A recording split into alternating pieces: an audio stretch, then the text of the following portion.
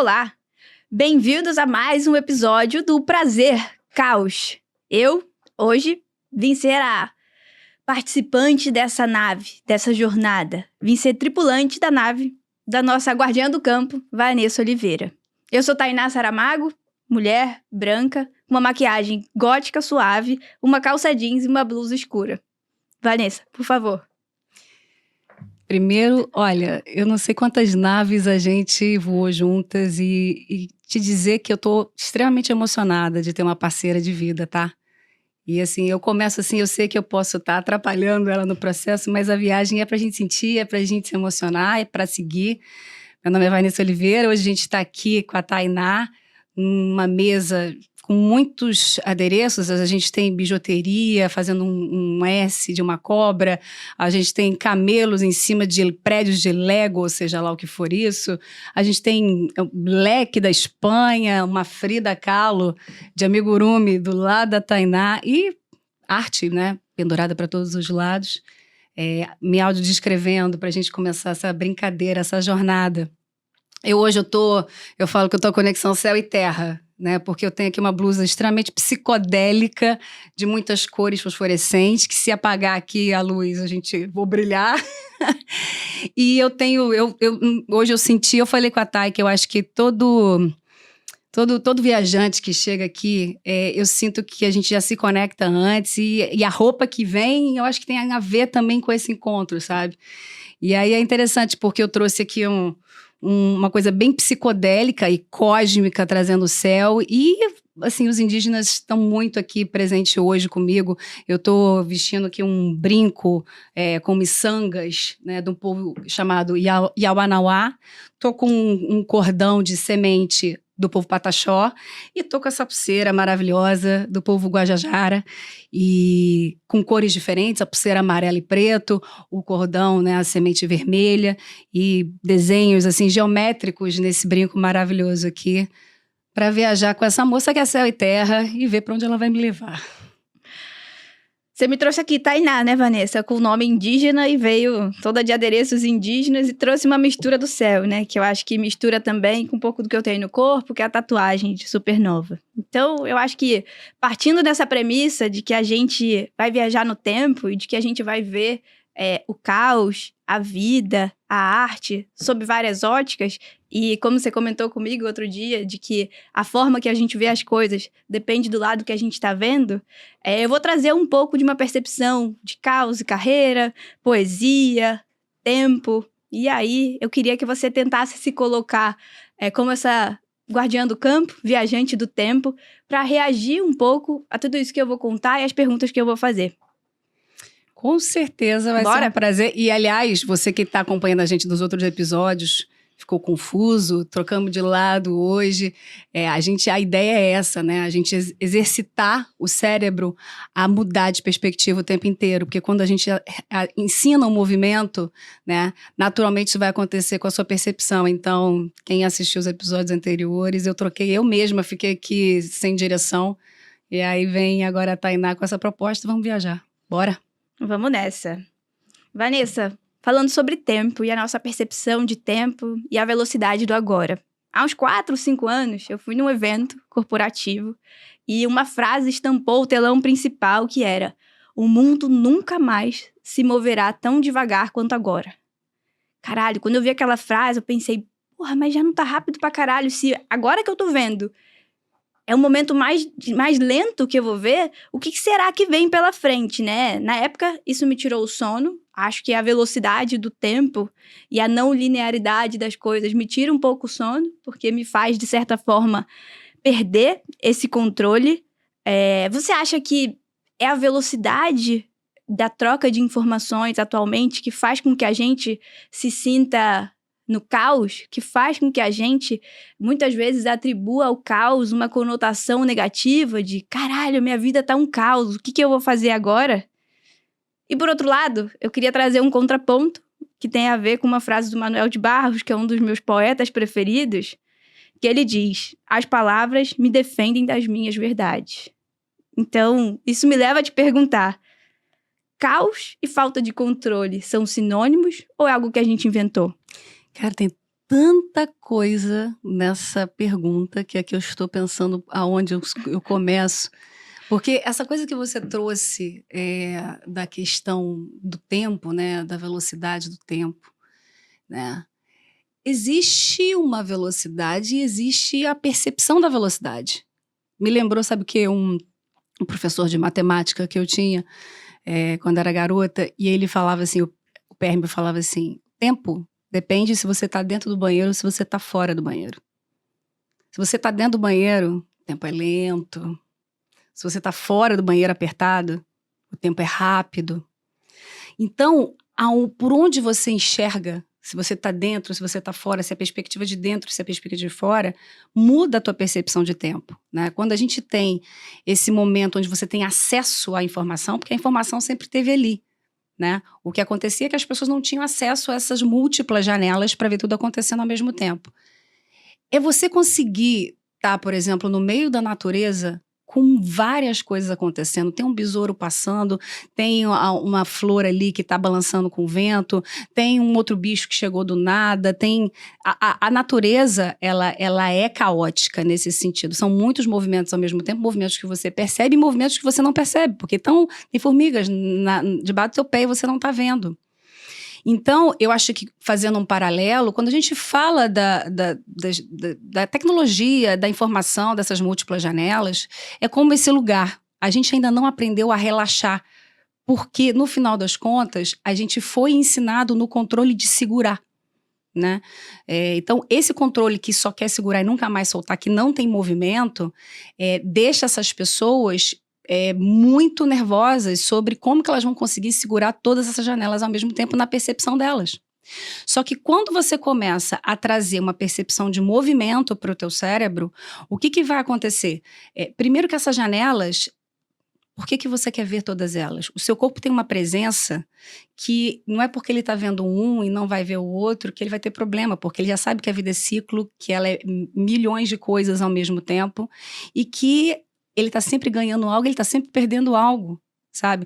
Então, tem um conhecimento, né, das pessoas que estão no meio da natureza, que são da terra, nesse lugar onde, você vê, às vezes está acontecendo uma tragédia e a pessoa está presente, está calma, está ali num lugar de ação, porque eu acho que é isso, quando você tira o caos desse lugar, do controle que as pessoas colocaram, né, porque no final das contas o caos ele traz o medo da falta de controle. Né? É aí que está todo o receio. Se a gente começa primeiro a aceitar que a gente não tem controle, é um primeiro passo, porque eu acho que o ser humano tem uma dificuldade muito grande, não consegue aceitar a própria morte, sabe? Então tem conhecimentos aí sobre ciclos, né, de se aceitar ser ciclo, de chegar nesse lugar onde você é ali o olho do furacão, entendeu? E você vê tudo rodando e você sabe que nesse momento a gente está perdendo alguma coisa. A gente está perdendo coisas o tempo inteiro. Por que eu preciso ver 10, 20, 100 vídeos de um determinado assunto?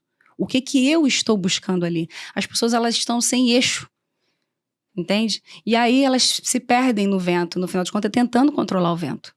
E eu acho que esse é o grande ponto, sabe? Você trouxe poesia e aí me vem muitas alegorias que são esse lugar que a gente precisa brincar com a palavra, né? Causa é sobre isso, é você usar metáforas. Você pode falar de filosofia, biologia, tecnologia. Falei tecnologia 2 vezes? Nem sei. Falou, Eu falei, me deu um... Mas é você pegar lugares e áreas diferentes que as pessoas acham que são diferentes e perceber que, na verdade, é o mesmo código. Você só está mudando a alegoria. Então, a gente tá como papel no vento tentando controlar o vento, sabe? Mas você acha que a gente, hoje, a gente é exposto a um volume muito maior de informações e sensações pela velocidade e o nosso corpo continua usando os mesmos códigos do passado para interpretar e aí ele buga? Tem muita coisa acontecendo no nosso corpo, né? A gente tem uma complexidade absurda. Então, sim, tem uma questão, primeiro, da exposição, né? A tela aqui, tela aqui, tela aqui. Você vai numa cidade e tá o tempo inteiro, pode ser, não precisa nem ser uma tela, pode ser um outdoor mesmo, porque é informação, informação, informação. E aí, o que acontece? Se a gente falasse, por exemplo, que o corpo humano, né? A gente tem o hardware e o software, né? Então, o hardware, ele tem um limite, né? Ele tem um limite. É uma máquina, você quer ampliar a potência dela, aí você vai comprar 2, 3, 4. Só que a gente aqui ainda não dá para clonar nesse lugar 3 Vanessa, nem sei se estou querendo. Tá? Já tem aqui 20 num corpo só. Então, tá 20. 20 até parece. Não dá para nomear. Mas voltando aqui, quando eu tô falando para você do hardware e do software, né? Uma coisa é você mexer no hardware. Outra coisa é você mexer no seu software. Para você conseguir trazer uma calma de ver 5, 6 coisas ao mesmo tempo, você tem que mudar a percepção do que é foco. Hoje você fala o que é foco para as pessoas acham que é sempre uma coisa só. Isso também é uma construção. Em um dos programas eu falei isso. Se você pega amplitude, você tem foco para ver muitas coisas. O sol de onde ele está, ele tem um determinado olhar com mais amplitude, com outras coisas. Então, tem um exercício que precisa ser feito de movimento para a gente conseguir pegar amplitude, a gente conseguir aumentar o foco, e aí a gente não enlouquecer, porque a gente está com toda a exposição. Então, tem a questão da exposição, sim, porque o software não foi atualizado, na minha perspectiva, nesse lugar de caos que a gente está falando, e tem também o teu livre-arbítrio. O quanto você está escolhendo ligar o celular antes de dormir, o quanto você está escolhendo só ficar em lugares iluminados e cheio de outdoors, cheio de coisa, o quanto você tem ido à praia, ao meio do mato, a uma cachoeira, o quanto você tem se permitido se desligar, entendeu? Então tem uma exposição que ela acontece, mas eu falo que assim, caos, você entra na coexistência das polaridades. Então destino e livre-arbítrio, eles dançam, sabe? Então, sim, existe uma exposição e o nosso software tem que ser atualizado em vários quesitos em relação a isso, por isso que a gente criou a Caosfera. A Caosfera vem nesse lugar para atualizar esses códigos, porque senão a gente vai queimar como uma máquina, entendeu? A gente, falando de inteligência artificial, e a gente está se tornando a máquina do que se entende hoje que é máquina, entende? Então, tem muitas coisas aí em relação a isso, mas eu acho que é importante a pessoa perceber que destino e livre-arbítrio, eles dançam. E aí, como você pode cuidar de você num processo num lugar ainda que você está muito exposto à informação o tempo inteiro, né? Como é que você se retira e vai para a escuridão? Falando um pouco sobre isso e sobre como a gente se prepara para atualizar esse software, o que a gente faz de exercício, de leitura, de criação de hábito. Eu acho que isso... Existe alguma forma de trabalhar para atualizar esse software ou até o hardware, no sentido de trazer as percepções do nosso corpo e ter mais fé no que a gente sente, além do que a lógica nos diz? Com certeza, porque assim, é o que a gente estava conversando outro dia, né, que eu comentei com você, essa coisa da eletricidade no corpo, né? A partir do momento que a gente atualiza esse software, ele consegue atualizar lugares do hardware que você nem imagina, sabe? Tem muita gente estudando o corpo, a eletricidade e misturando, né, buscando outras respostas e outras perguntas, porque falar que a gente já sabe como é que a gente funciona, como é que a gente procede na vida, isso é um equívoco, sabe? Então, eu acho que tem um lugar, né, em relação a esse processo que, assim, tem várias formas de você tocar isso. Por exemplo, você pode pegar um livro teórico, que a gente vai lançar vários. A pessoa pode, por exemplo, acontece muito quando você está atualizando o teu software, vamos usar essa metáfora hoje. Quando a pessoa está atualizando o software dela, às vezes pode ser algo muito profundo, por exemplo, e ela não consegue processar aquilo, pode dar sono. E aí, dorme, sabe? Então, é ficar atento, que às vezes você está lendo alguma coisa, ou vendo algo que já está trabalhando novas teorias, novos códigos, e aí você pode começar a bocejar, você pode começar a tossir, você pode ter sono. Então, tem a parte teórica, mas assim, tem coisas muito práticas. Você pode, por exemplo, pegar no seu dia a dia e começar a trocar várias coisas. Porque assim, a gente muda de roupa o tempo inteiro, né? E se a gente começar a mudar de caminho o tempo inteiro? E se a gente buscar outros pratos? O que a gente quer experimentar de novo. E assim, eu tentei achar uma solução num determinado projeto, não deu certo por um caminho, eu vou trocar outro. Aí eu sempre faço dessa maneira, eu sempre falo com essa pessoa primeiro, vou parar. Porque quando você começa, e aí é o que eu falo mesmo da questão do cientista e do rato.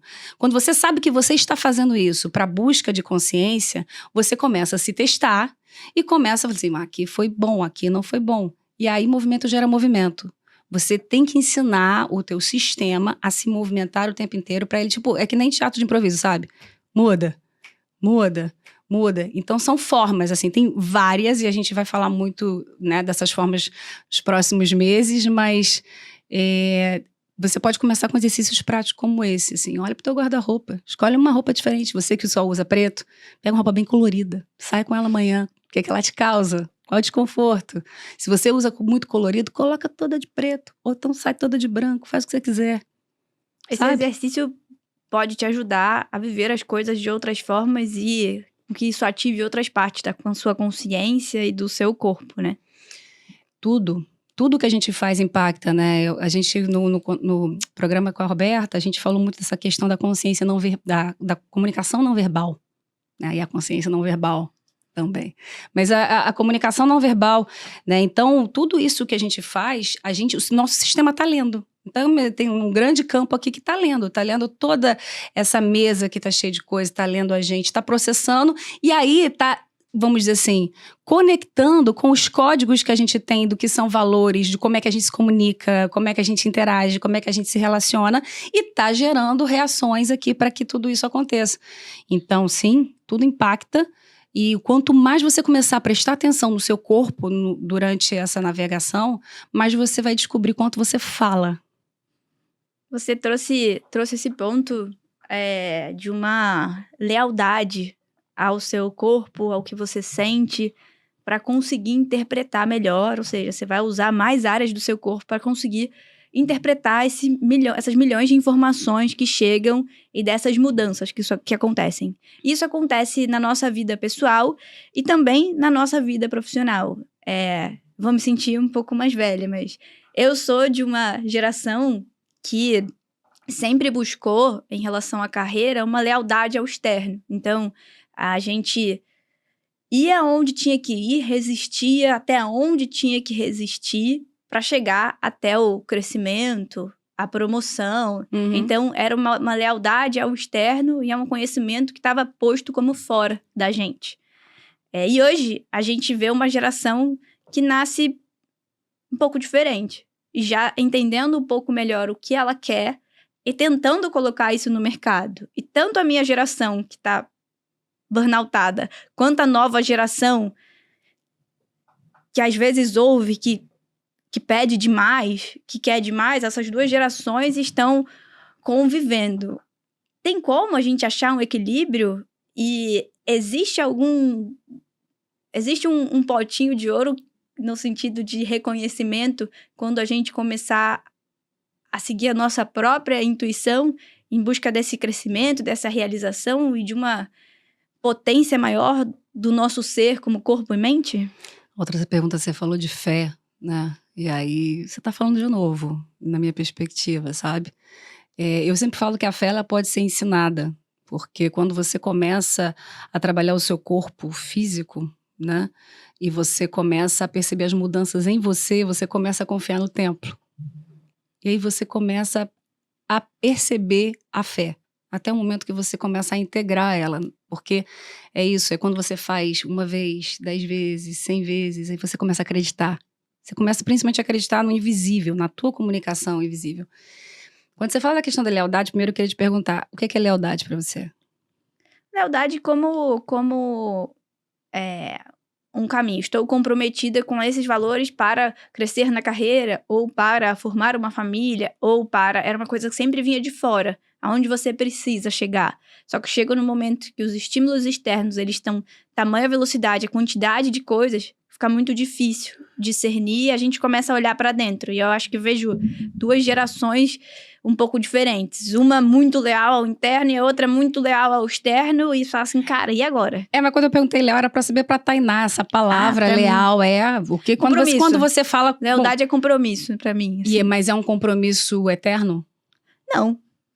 É um compromisso do agora, de algo a ser construído. Se faz, se desfaz. Mas a partir do momento que se faz, ele tá presente. Mas agora não tem um prazo. Eu achei muito maravilhosa essa palavra. Depois, assim, quem souber a etimologia da palavra, porque essa eu não sei. E aliás, é porque assim, a gente não, quando a gente começa a viajar aqui, a gente não usa celular nem nada, mas Tainá hoje ela criou algo que eu precisava contar, não podia deixar passar. Ela fez hoje uma tecnologia diferente que eu falo assim, isso é muito MacGyver, é bem caosfera isso. Você trouxe... A ficha infinita. Ela sobe, desce, você precisa de uma só e você pode ter milhões de páginas. Por favor, Microsoft, Google, tô aí. A gente tem que patentear isso, gente. Não, a gente tem que patentear isso. Eu falei, gente, a gente vai esquecer de falar dessa tecnologia tainesca. E aí agora eu vou voltar pro Leal. Mas eu acho que tem coisas bem interessantes nessa pergunta que você fez, assim, porque eu fiquei pensando na nossa jornada, né? E aí você falou, né, que essa lealdade você sempre colocou no eixo externo. Mas eu brinco que, no final das contas, assim, a empresa que você mais trabalhou foi comigo. Foi. E eu acho que você respeitou o teu eixo interno nessa escolha, sabe? Então, eu acho que sempre tem um eixo externo, sempre tem um eixo interno. E eu acho que a grande questão não é um ou outro, né? A Caos traz muito esse lugar da coexistência. Você pode escolher eixos externos que dancem e que façam sentido para o teu eixo interno. Às vezes a gente só não tem percepção que o eixo interno a gente está usando. E aí é muito interessante essa questão, porque quando a gente não tem percepção, isso não está integrado no corpo e a gente não dá valor e importância para o momento naquele sentido. Sabe? Os olhos não veem, seja qualquer olho, o coração não sente. É isso, e a gente precisa sentir. Porque é através do sentir que a gente integra as coisas. Às vezes, assim, não é só simplesmente você saber uma teoria. Tem gente que, assim, sabe falar 1 zilhão de teorias, mas não tem essas teorias integradas no dia a dia dela. Quando a gente fala walk the chaos talk, é sobre essa questão do movimento que precisa existir, sabe? Então... tem a questão da percepção que eu acho que ela traz um outro olhar para essa pergunta que você coloca na mesa, sabe? Porque é maravilhoso ver as pessoas buscando respeitar o teu eixo interno. Só que o eixo externo também existe. Só que a gente precisa perceber que o eixo externo é externo, sabe? Eu posso querer dançar com ele ou não, sabe? Eu falo que uma das empresas que eu trabalhei e quando eu fui sair, eu fiz uma pergunta que, para mim é uma pergunta que vem muito dentro do que você está falando. Eu perguntei, tem algum lugar na empresa que eu vou poder ser eu? E a resposta foi, você sabe que não. Porque nesse momento, tudo em você transforma, você acelera. A gente precisa chegar num outro lugar. Eu falei, então não faz sentido eu ficar mais. Então, eu acho que tem um lugar de tempos e movimentos onde tem que ser exercitado, a gente tem que saber sair. A gente sabe começar um relacionamento, a gente não sabe terminar. E parece que terminar é uma falha, é simplesmente movimento, sabe? Então, tem um lugar que eu acho que, assim, qualquer empresa, qualquer relação que você tiver, aí eu vou lembrando de outras frases, né? Porque eu lembrei, aí eu vou para na contramão aqui, eu vou trazer um outro lugar. Um líder virou pra mim e falou, você não pode pensar grande assim, não. Eu falei, não pode o quê? Pensar o quê? Naquele momento eu fui leal a mim. E aí eu já tinha percebido que o meu eixo interno já estava ligado a um outro eixo externo chamado caosfera. Eu não sabia o nome ainda, mas já estava. Então a gente precisa também perceber de fato o que a gente quer, qual eixo externo que a gente quer estar, sabe? Então qualquer lugar que você esteja que não tá dando mais para crescer, que você não tá conseguindo crescer, é a mesma coisa você pegar uma criança que tá crescendo e querer colocar algema nela para ela não abrir o braço, sabe? Não esticar a estrutura. É a mesma coisa. Então, tá num relacionamento, tá numa empresa, tá num lugar que você não tá conseguindo mais crescer, porque o crescimento ele é orgânico, ele vem do ecossistema também. É hora de mover.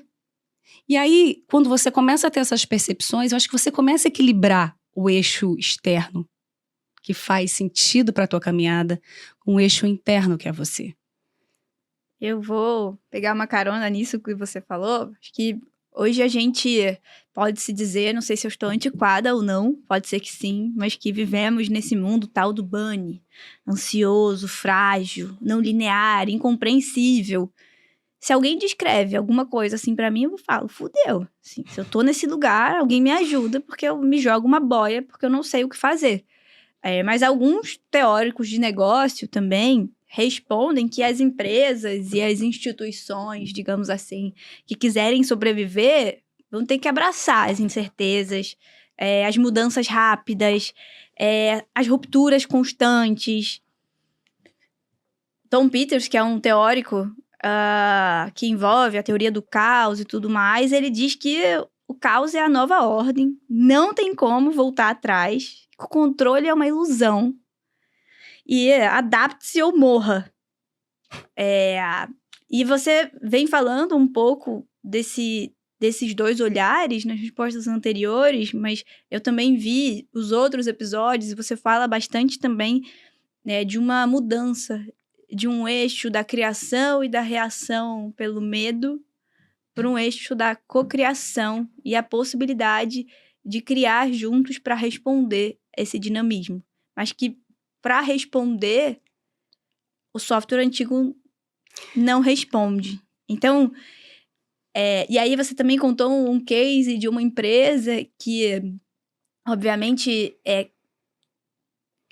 quer evoluir, quer inovar e tudo mais, mas ao mesmo tempo ainda não consegue abrir mão desses controles.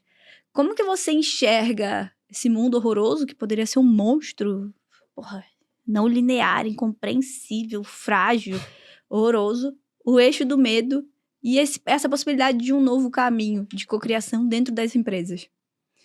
Thay, eu acredito muito, né, numa nova forma de ver a vida.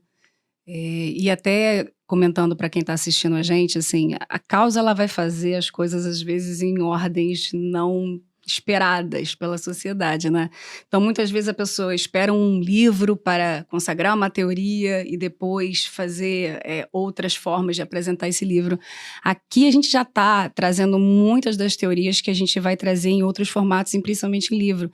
E existe um lugar muito do desapego da informação, no sentido de que essa informação ela precisa ser compartilhada, e aí as pessoas que se interessarem mesmo pela causa, quando elas quiserem estar com a gente, não presas pela teoria, elas vão estar.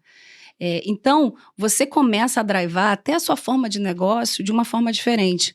Quando você fala de VUCA e bunny, né, eu adoro, assim, porque você tem o VUCA, que ele vem em um lugar, ele fala, para quem não conhece esses termos, né, o VUCA, cada letrinha significa alguma coisa. Então, é volatilidade, uncertainty, porque é em inglês, né, volatilidade, uncertainty, complexidade, uncertainty é incerteza, tá? Tô aqui misturando as coisas, volatilidade, incerteza, complexidade e ambiguidade. Ele é uma teoria que traz uma percepção de um mundo muito amedrontador, né? Assim, porque ele parte do medo. A percepção toda. Porque se você pega essas palavras e você traz um prisma de amor, você vai conseguir enxergar outras coisas, né? O problema não está nas palavras, você falou já logo no início com o Manuel de Barros, sabe? Na verdade, as palavras carregam muitas coisas. A nossa percepção sobre as palavras faz com que elas sejam como as pessoas estão lidando. Então, o VUCA, ele traz um lugar do tipo assim, olha, esse mundo é para você correr, né? E os modelos de negócio foram gerados ali e ainda são... E o bunny burnoutou, né? O VUCA já deu um medo, o bunny burnoutou. Mas aí que tá, a questão de que, assim, estamos na era do caos. Sim, estamos na era do caos, né?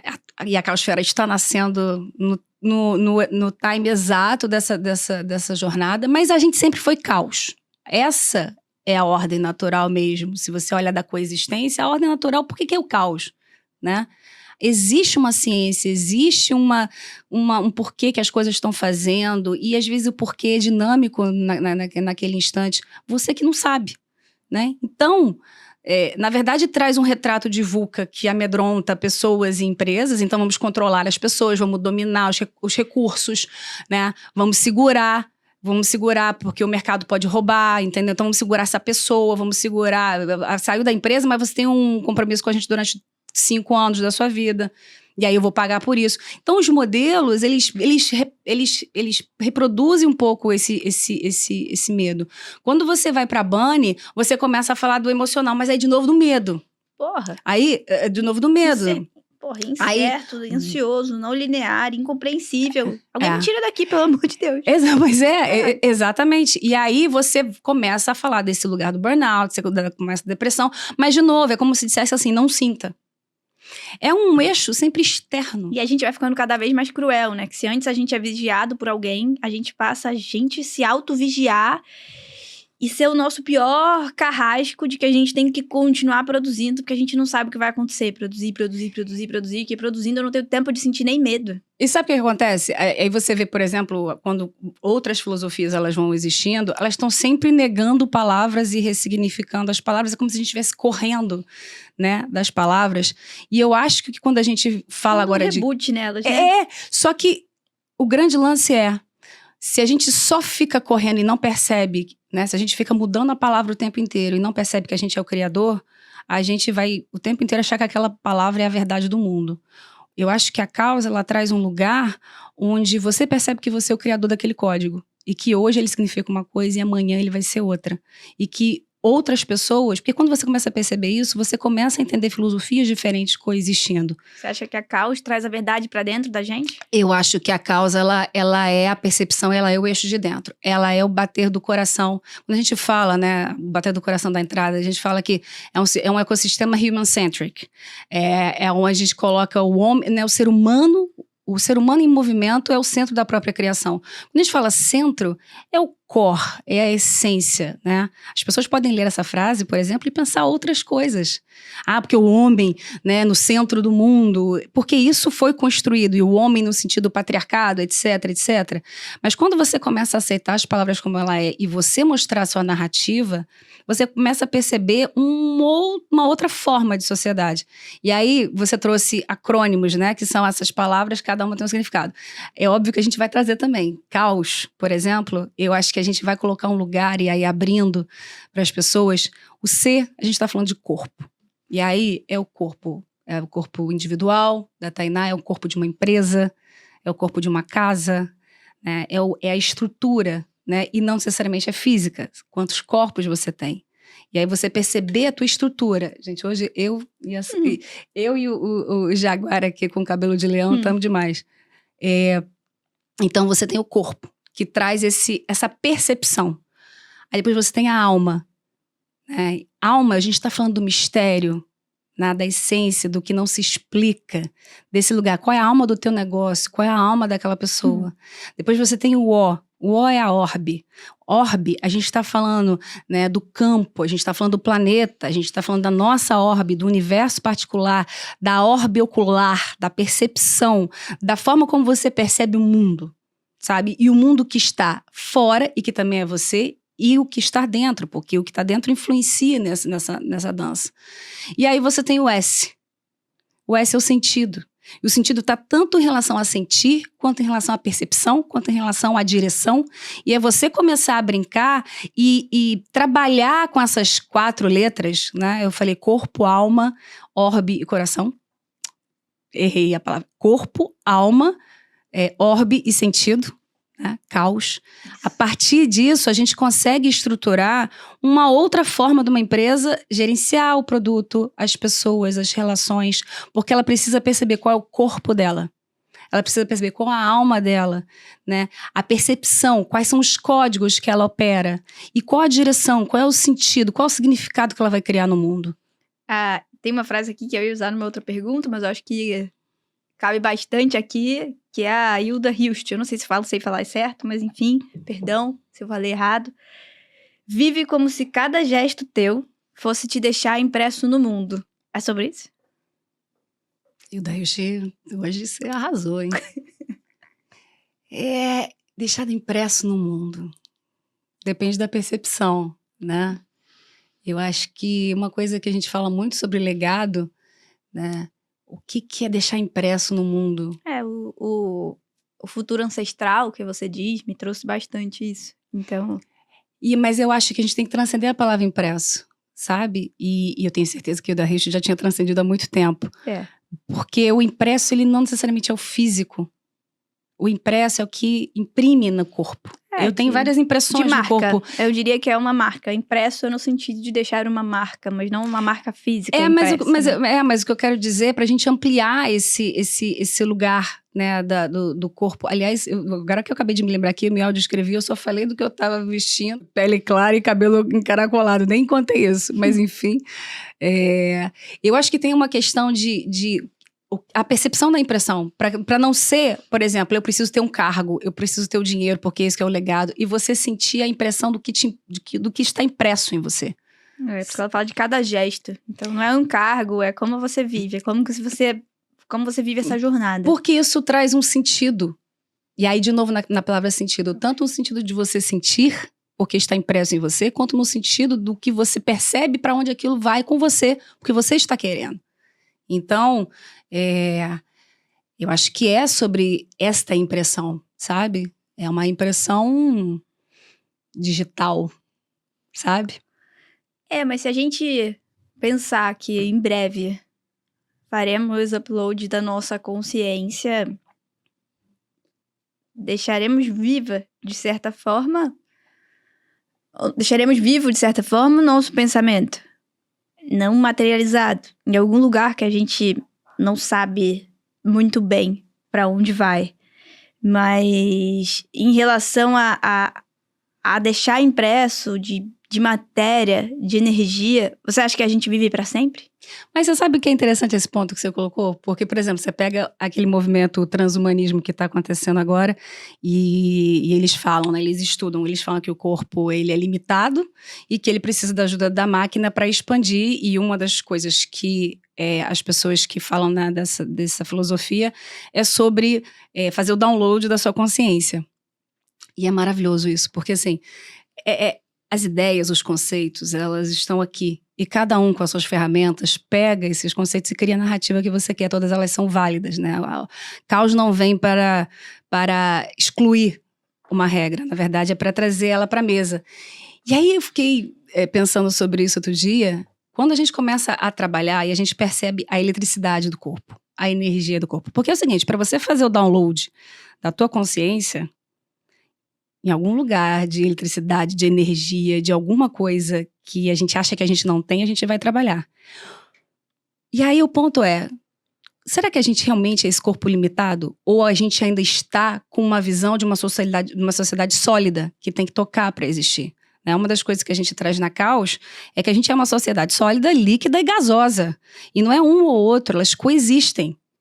E aí, a partir do momento, beleza, ok, então o meu corpo físico, se eu percebo que o meu corpo físico não é só isso, que eu tenho o meu corpo líquido, que eu tenho meu corpo gasoso, que eu tenho o meu corpo em plasma, porque na verdade eu sou água, eu sou o material, né? Eu não sou o estado, isso é o meu movimento. É interessante porque, no final das contas, é como se a gente estivesse falando a mesma coisa, só que a gente está dizendo que você como ser, a partir do momento que você percebe que você é energia, será que você precisa, de fato, fazer o download numa máquina? Será que viver para sempre? Exatamente. E aí é a grande pergunta, sabe? Então, a gente não nega nenhuma das teorias, né?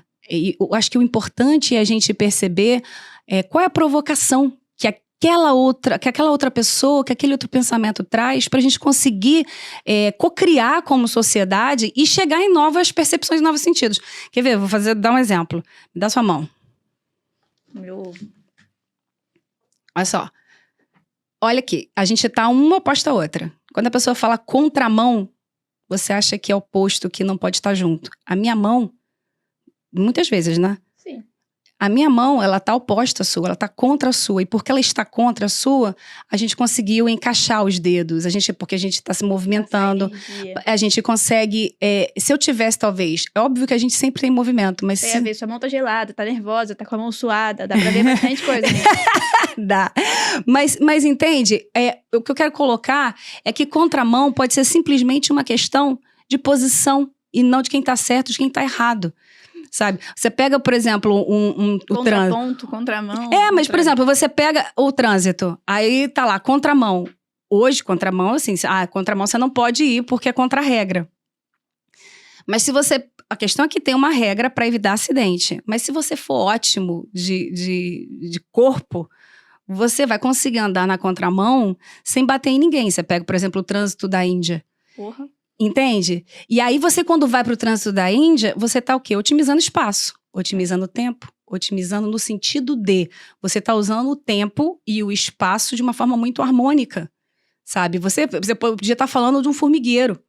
O formigueiro tem um vídeo que tá rolando muito na internet, que são as formigas tentando passar com um T por um buraco e depois fizeram experimentos com pessoas. E as formigas foram mais eficientes, sabe? Então tem uma comunicação que ela é não verbal, tem um outro lugar, né, que fala dessa questão que eu tô te dizendo da eletricidade, das células que se comunicam por um outro lugar, que tem que faz com que aquele comportamento ele gere resultados e práticas diferentes. Imagina uma empresa onde a empresa trabalha, onde todas essas pessoas, antes do problema aparecer, elas já estão atuando, porque todas elas estão presentes nesse ecossistema.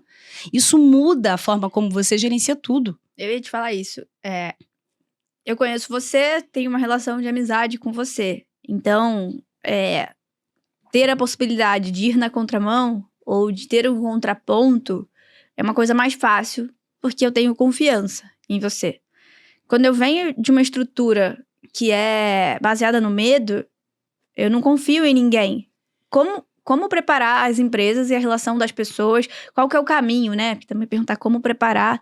Mas qual é o caminho para que as empresas, como organismos vivos, consigam trabalhar, não sei se é a confiança, mas para que as pessoas consigam alcançar o máximo desse potencial que é exercer um contraponto com respeito, entender que tudo está se movendo.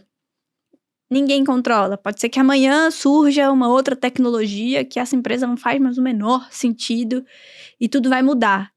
E para reconstruir e repensar, se as pessoas não confiarem umas nas outras, vai demorar mais para que isso aconteça. E elas vão fazer? E elas vão perder dinheiro, sabe? Porque nesse mundo, você achar que você faz tudo sozinho e você vai conseguir segurar o tsunami,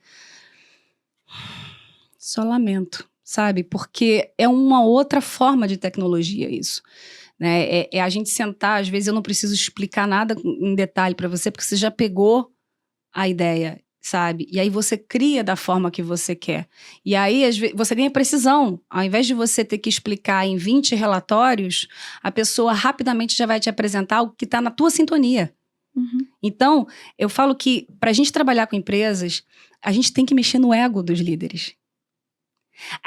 A empresa tem sempre essa coisa assim, aqui é um manifesto, olha, essas são as palavras que você tem que repetir, você vai se repetir assim, né? A lealdade ao externo, né? E a lealdade é engraçado, porque é quase uma lavagem cerebral, né? Eu vou ficar repetindo aquela palavra, só que o ponto é, o que aquela palavra significa pra você? Porque você tem um vocabulário e aquela palavra significa alguma coisa que não necessariamente significa para mim, que não necessariamente era a intenção da empresa. Então, como é que você consegue fazer com que essa percepção, porque uma empresa sem percepção é uma empresa sem consciência.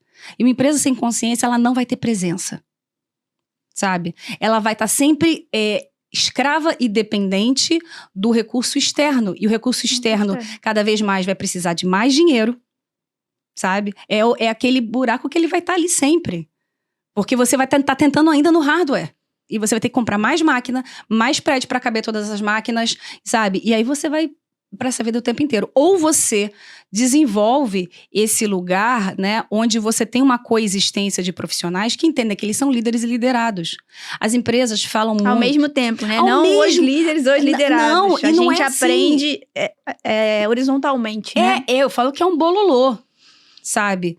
E aí você começa... Por exemplo, a gente quando trabalhava junta na Viu, eu não sei se você vai lembrar desse episódio, lá na Globo, teve um momento que eu não sei o que foi que eu fiz, eu apertei no botão, e, sabe assim, um monte de coisa na cabeça e deletei 5.000 e-mails de uma vezada só, não lidos. Não deletei, não. Marcou como lido. Marcou como lido, 5.000 e-mails que na verdade estavam ali não lidos. E eu falei... Eu te falei, se você não leu até agora 5.000 e-mails... Você acha que vai ler hoje? E aí, os meninos tentando entender como é que podia, né, voltar e não conseguia. E aí, o ponto é, vocês sempre foram a minha rede. O que era importante chegava, entendeu? Chegava por você, chegava pela Jaque, sabe? Porque as pessoas, elas são fontes. As pessoas, elas são network. As pessoas, a gente está falando de internet, né? Eu adoro usar as mesmas palavras, porque elas são a nossa tecnologia. E aí, quando você vai para esse lugar, aí você traz essa palavra confiar, né? Eu acho que eu não falei isso nos outros programas, mas a questão do confiar é uma palavra que remete hoje a controle, porque as pessoas falam assim, eu confio em você. Não, você confia na projeção que você vai fazer e não vai me fuder. Porque eu sei mais ou menos como você age, você não é filha da puta, então eu confio. Porque eu sei quem você é. Você não sabe. Tudo pode acontecer porque a gente é mistério e uma complexidade pode colapsar coisas diferentes dentro da gente e a gente tem uma reação completamente inesperada pra gente mesmo. Entende? Então, eu gosto muito de falar que confiar é o fiar com você. Quando eu fio com você, eu não tenho a menor ideia o que você vai fazer. Sabe? Porque confiar é você não saber. E aí, imagina para um líder chegar num lugar e, olha, eu não sei, a visão é essa, eu não sei. Cria. O quanto, na verdade, essa pessoa, ela expande no sentido de perceber a grandeza que ela tem naquele lugar e a importância. E isso faz com que aquela pessoa tenha uma percepção de legado, tenha uma percepção de impacto, né? E tenha uma percepção de que ela, naquela empresa, naquele coletivo, naquela inteligência coletiva, aquela pessoa, ela contribui. Então, tudo isso mexe, né? As pessoas sempre acham que o que compra a pessoa simplesmente é você aumentar o salário dela. Só que eu falo muito, né? Na causa, a gente vai falar muito sobre a questão da mentalidade, do mindset, né? Do body set de criador. As empresas gostam de falar, não, você tem que ter mindset de dono. Tem dono ali? Realmente são donos do que se entende a palavra dono? Aí volta a questão da ilusão, quando você trouxe o pensador que fala que... Veste a camisa como se você fosse dono da empresa. Eu não sou dono da empresa, ninguém me considera dono da empresa, eu tenho que repetir coisas de pessoas que eu não confio, então, cara, não tem como vestir a camisa. É outra relação que tem que ser construída, né? E aí você tá trabalhando algo que não vai ter feito. Não vai ter efeito. Não acredita, né? E aí, de novo, da mesma forma que eu falei, vai ter que comprar mais máquina no hardware, vai ter que pagar mais caro para aquela pessoa ficar, às vezes. Porque pelo coração você não está conseguindo, né? Pelo o que importa para aquela pessoa. Então, eu falo que é o seguinte, criador todos somos. E o que impacta numa empresa quando você traz essa percepção e essa consciência de que aquela pessoa é uma criadora? Ela é dona da própria verdade, da própria vida, mas não da tua empresa. Claro. Sabe? Então, inverte o eixo, né? Você é dona de você e você pode criar e aí co-criar com a empresa. E aí, naturalmente, você já trabalhou comigo várias vezes. O ecossistema, ele cria, porque as pessoas, você está trabalhando uma percepção de coletivo, de inteligência coletiva, e você está trabalhando uma percepção de indivíduo. Você está coexistindo esses lugares. E um lugar de vazio, né?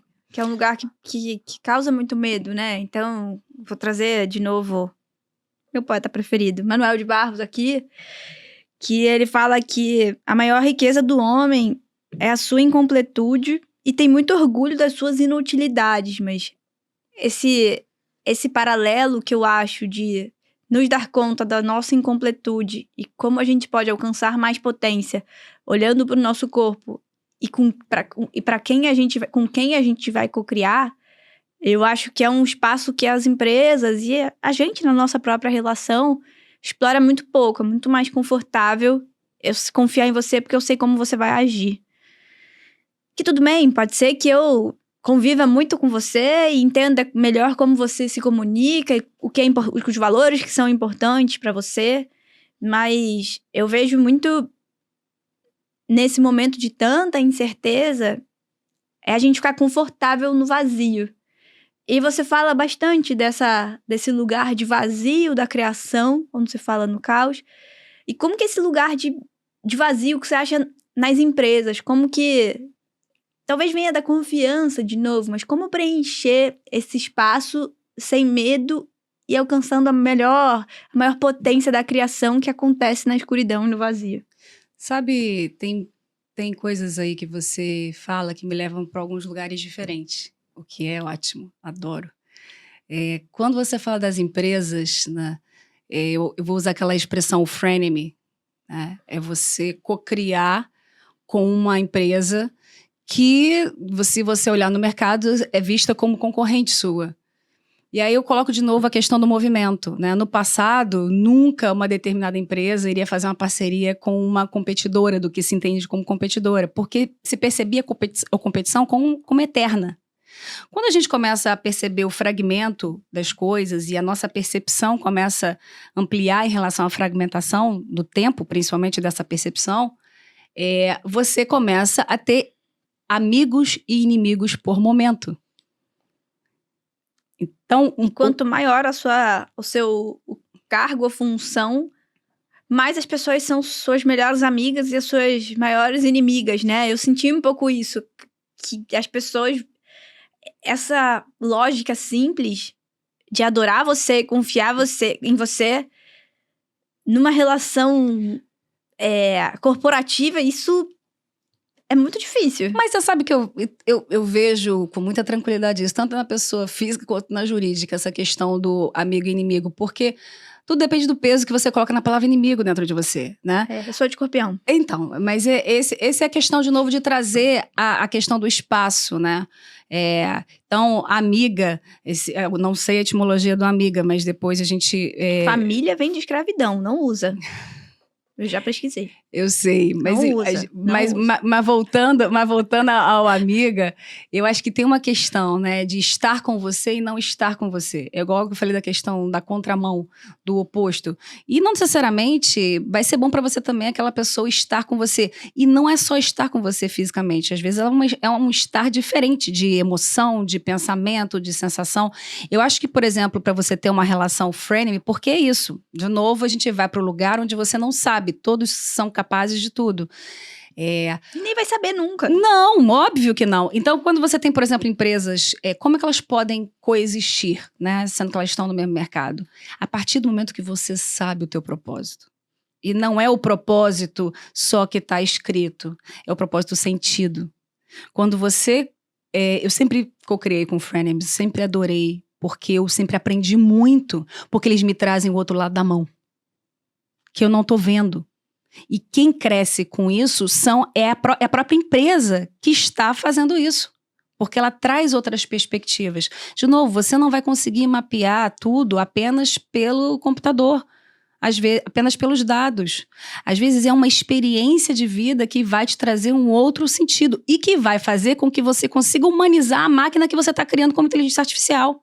Entende que é cíclico? Sabe? E aí quando você fala do vazio... Eu fico pensando se dá pra colocar inteligência artificial no vazio. Por isso que eu trago vazio, assim. Assim, tem medo de inteligência artificial? Tem dia que eu tenho, tem dia que eu não tenho. A maior parte do tempo eu tenho um pouco. Porque tem uma coisa do desconhecer que me dá um cagaço. Mas acho que é normal. Mas a inteligência artificial funcionaria num vazio? Eu não sei. Olha, eu falei que eu ainda vou contar, não é hoje, a minha relação com inteligência artificial. Tô preocupadíssima. Vem aí a nova versão do Her. Não é Scarlett Johansson, Vanessa Oliveira. Mas é porque você, quando você parte... Eu falo que assim, quando você pega a história da sociedade de comunicação, você vem de um... Quando você for lá no início, né, do desbravamento, você... ir pro meio do mato, conhecer uma outra cidade, uma outra pessoa, uma outra informação, tudo aquilo era código, né? Você saber coisas... Era muito importante. Era extremamente valioso, valia dinheiro, porque quando você voltava, você tinha um conhecimento que aquela pessoa, para ter, ia ter que viajar 2 anos, no mínimo. Então, aquele lugar de valor da informação era o saber. E aí, a gente vem passando, eu gosto muito de falar assim, a comunicação, a tecnologia, o transporte, né? Eu gosto muito de usar a questão do transporte. As pessoas, elas iam andando pelo meio do mato. E aí, isso traz uma outra velocidade, uma outra forma daquela informação atravessar. Aí você começa, vamos para os mares, vamos fazer uma canoa, e aí a gente começa uma outra forma de atravessar, com uma outra velocidade, mas ainda a questão do saber, quem sabe fazer os barcos gigantes, sabe? Ainda a questão do saber. E aí você veio, caminhando, você vai para o céu, você vai mudando o estado, né? A gente foi no sólido, depois a gente foi para a água, não, agora a gente quer conquistar o céu. Hoje, na verdade, a gente está querendo conquistar a galáxia, a gente está querendo entrar numa nebulosa dessa e esmiuçar, né, o que uma nebulosa é. Então, você vai sempre... A gente é um desbravador, a gente está sempre migrando, né? Então, nesse processo de migração, eu falo que a gente está num lugar agora que a gente precisa perceber que o não saber é muito valioso, principalmente na hora que você vai fazer uma pergunta. Eu vou falar de poeta mais, vai. Mas quando você faz uma pergunta e você assume que você não sabe, o que você aprende... E aí, quando eu falo de inteligência artificial, se você faz uma pergunta onde você já imagina qual é a resposta, a forma como você escreveu aquela pergunta é diferente. E isso treina aquela máquina num determinado lugar. Quando você começa a trazer o não saber, quando você começa a trazer esse lugar de vazio, eu gosto muito do vazio porque é um lugar que eu treino dentro de mim há décadas, sabe? Já me deu, há uns 8 anos atrás, um livro sobre vazio, inclusive. Porque a gente precisa perceber que o vazio, ele é um espaço em movimento. E aí, no vazio, existem colapsos que você não está vendo. Então, o vazio também é uma percepção do que é vazio. Supernovas no vácuo. Exatamente, sabe? Então, quando você começa a olhar para esse lugar, o vazio, ele é um lugar de criação. Pura. E aí, você tem tanto a questão da criação, né? E você vem a questão da destruição, e você volta, por exemplo, a gente pega a nebulosa. A nebulosa é maravilhosa e você tá com a supernova no braço. A supernova é a explosão de uma estrela que morre. E ela pode virar uma nebulosa. A nebulosa, que vamos dizer assim, essa mistura de gases e poeiras, né, de restos de várias coisas no espaço, tem densidades diferentes. E nas densidades, algumas densidades específicas, o colapso entre gases e poeiras e esse material criam estrelas. Então a nebulosa, ela é um berçário de estrelas e ela também é o túmulo das estrelas. É o túmulo, exato. Entende? Então, mas tem um lugar ali, aí outro dia eu fui pesquisar, falei, como é que uma nebulosa morre? E aí é muito poético, assim, porque no final das contas a nebulosa ela vai se dissolvendo e vai se dissipando e ela é como se fosse semente que vai ao vento, sabe? E vai criando outras coisas. Esse processo tem vazio, entende? E aí quando a gente começa a navegar respeitando o vazio, os crescimentos, os nascimentos e as mortes, elas entram num outro lugar e numa outra velocidade dentro de você. E aí você chega numa presença só vivendo para sentir mesmo. Que loucura. Já estão fazendo sinal pra gente. Já estão fazendo sinal pra terminar, que a gente precisa terminar, você viu, né? Olha, eu ia com você aqui, eu não sei nem onde a gente ia parar. Ai, meu Deus. Eu acho que eu já trouxe bastante dos meus poetas favoritos. Faltou só Cecília Meirelles, que eu queria que você comentasse, que eu tenho aqui também, que é A Vida Só é Possível Reinventada, que eu acho que, você falando da nebulosa, acho que tem tudo a ver com isso. Como criar com os fragmentos do que sobrou da gente, da morte dos nossos ancestrais, do conhecimento que ficou por aqui. E tem uma outra frase dela que eu gosto muito, que é: a vida é feita de poucas certezas e muitas delicadezas. É possível encontrar, para terminar, é possível encontrar paz e amor ficou meio, né? Paz e amor no caos. Eu consigo viver, minha vida tá um caos, caralho. Ai, que delícia. Dá? Cara, quando você coloca o caos no lugar de amor, né? Você, quando vê o caos acontecendo, você honra, você respeita. E aí, eu queria citar a Cecília Meirelles que você trouxe. Tem um livro aqui na mesa. Eu vi. Ou isso ou aquilo. Cecília Meirelles, não, chama Mar Absoluto, esse que tá aqui. Mar Absoluto, Retrato Natural. E esse livro quem me deu foram os meus avós. Tem uma dedicatória deles aí para mim, inclusive. E eu acho maravilhoso, né, como é que é a sincronicidade. Você traz Cecília Meirelles sem saber que esse livro ia estar aqui hoje e faz uma pergunta que eu acho que a resposta é mar absoluto. Porque o mar, ele é caótico. Só que você tem que entrar no mar com respeito. Você tem que entrar no mar com presença. Você tem que estar no mar e olhando para ele, percebendo ele, não achar que você domina o mar, porque se você achar que você domina o mar, você pode se afogar. Então, sobre caos, ser paz e amor, é muito no lugar do que o mar é para você. Porque é você olhar para o mar e perceber que ele existe, né? Respeitar o eixo externo, olhar para as suas limitações em relação ao que se apresenta. Eu gosto de uma palavra que muito a sociedade bate, mas é você se submeter, sabe? A algo que é maior que você naquele momento, porque as coisas elas podem ser maiores, menores, que nem a Alice, que né, aumenta para entrar numa porta e depois diminui para entrar em outra. Então, eu diria que sim. Eu sou suspeita para falar, você tá aí atrás com Em Mim Vive Causa e Cura. Causa, ele é para mim ele é amor. Ele é um lugar de amor por quem a gente é.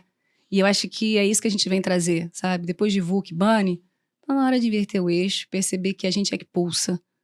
E esse pulsar tá conectado a tudo. Muito bom, Vanessa. Primeiro eu queria agradecer por me deixar viajar na sua nave. Você não é a Xuxa, mas estou me sentindo uma paquita dentro da sua nave. Obrigada por me convidar para essa jornada. Obrigada por trazer paz mesmo e amor no mundo que às vezes ele tá tão rápido que a gente não sabe o que fazer. Eu acho que se a gente entende que nesse momento a Terra tá viajando rápido pra caramba também e tudo tá acontecendo super rápido e a gente faz parte disso e a gente cocria com isso, eu acho que a gente pode ser muito melhor, mesmo. E obrigada por esse espaço, obrigada a vocês que assistiram, desculpa qualquer piada. Acho que é isso, né? Acho que é isso, e você sentiu o chamado, só vem. Obrigada, gente. Até o próximo episódio. Beijo. Tchau. Tchau, tchau.